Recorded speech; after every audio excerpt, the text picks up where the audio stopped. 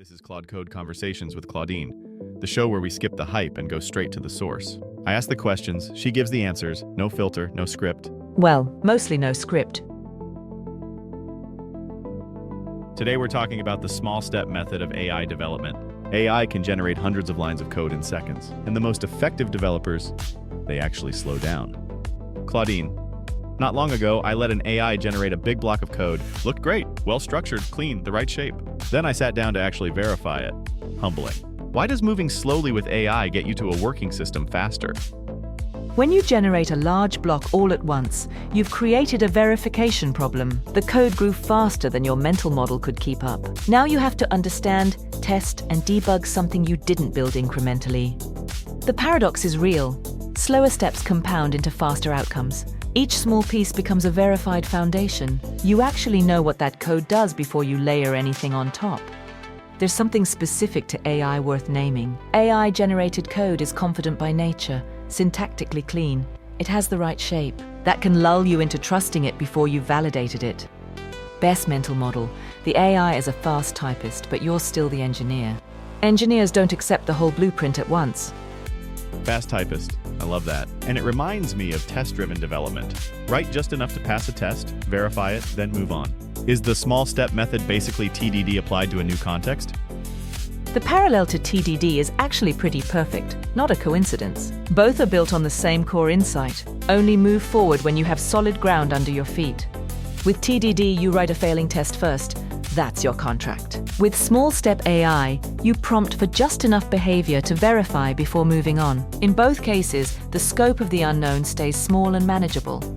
Both approaches feel slower to people who haven't tried them, then feel obviously correct once they have. That conversion usually happens after a painful afternoon debugging something that grew too fast. Both require resisting premature completeness, that urge to just finish the feature. The most effective developers treat each small working piece as a genuine win, not just a waypoint to rush past.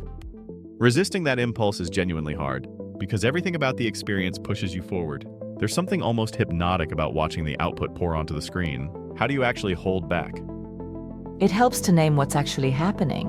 When the AI produces 100 lines of polished-looking code, your brain registers progress. But progress and the feeling of progress are different things. Before you prompt for the next piece, ask yourself, do I actually understand what I just got? Not does it look right? Actually understand it. Can you explain what each part does? Can you break it intentionally? Scope your prompts deliberately. Ask for a complete authentication system. You've handed over the wheel. But narrow it to a single JWT validation function. You stayed in control. The developers who resist most successfully aren't the ones with the most willpower. They're the ones who've internalized that AI output is a draft, not a delivery. You wouldn't accept a colleague's first draft of a complex module without reading it.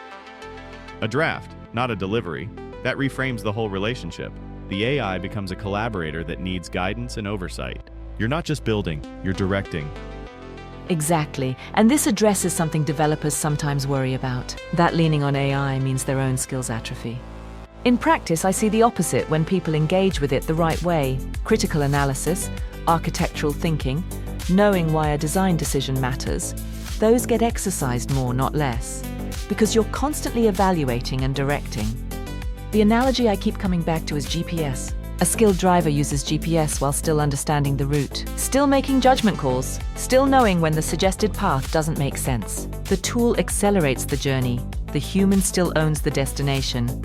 What AI development really demands is that you stay intellectually present. I'm directing this versus I'm watching this.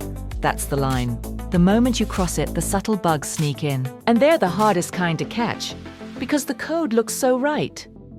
Staying present, staying skeptical, that feels like the through line of everything we've talked about today. Before we wrap, if you had to leave listeners with one thing, what would it be?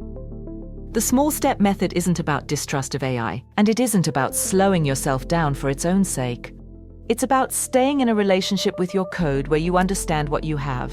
That's what lets you move fast with confidence rather than fast with anxiety. The developers who thrive treat every working increment as something they own, not something that was handed to them. Stay curious, stay skeptical. Keep asking whether you can actually explain the thing in front of you. That habit will serve you better than any particular tool or technique. Not use AI less, not trust AI more. Find the rhythm that keeps you genuinely in control of what you're creating. Thanks, Claudine. Keep building things you understand, one step at a time. This show is part of the VoxCree system. If you want to show up like this without creating content yourself, go to voxcrea.ai and request a sample episode. If you want to go deeper on today's topic, there's a companion article on our Substack. Link in the description. See you next time. I'll be here, probably refactoring something.